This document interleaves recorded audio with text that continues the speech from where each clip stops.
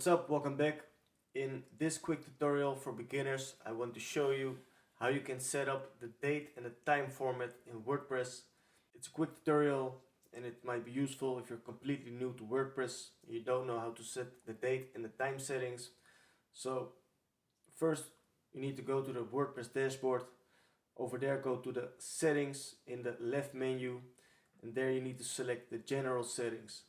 You need to click on it, and then you need to scroll down, and then you will see these options. You see the site language, you can see the time zone, date format, and the time format.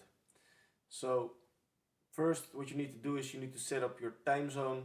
So you can select any time zone you want from this drop down menu.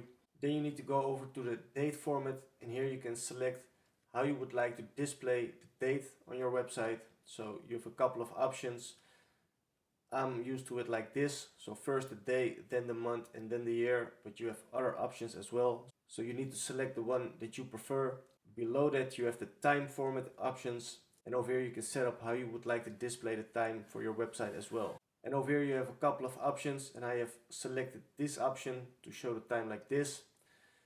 And below that you can see the option week starts on. If for some reason you would like to change that to another day, you can do that as well. And of course, after you have changed the settings, don't forget to click on save changes on the blue button to save all the settings. And that's how you can set up the date and the time format in WordPress. So as I mentioned, it was a quick tutorial, but I hope it was useful. If that's the case, make sure to like the video and also subscribe to the channel.